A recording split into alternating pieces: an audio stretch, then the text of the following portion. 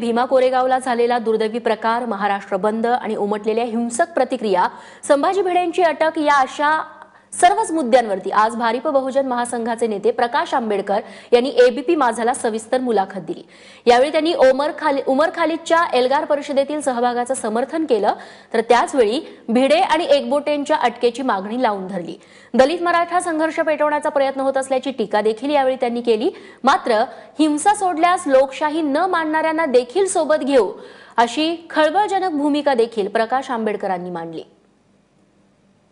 जी काही अतिरेकी भूमिका चाललेली आहे देशामध्ये, मग ती हिंसक अतिरेकी पण असेल,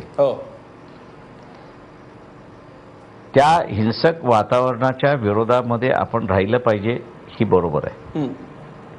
परंतु जे हिंसक आहेत त्यांना जर तुम्ही विन ओव्हर करू शकत असाल तर माझं म्हणणं आहे विन ओव्हर का करू नये।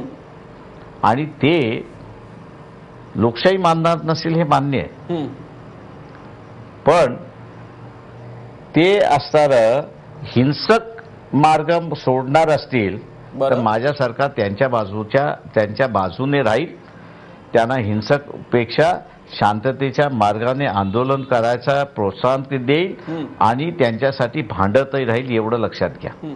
त्याच्यामुळे लोकशाहीला सगळ्यांनीच मानलं पाहिजे असं माझं म्हणणं नाही।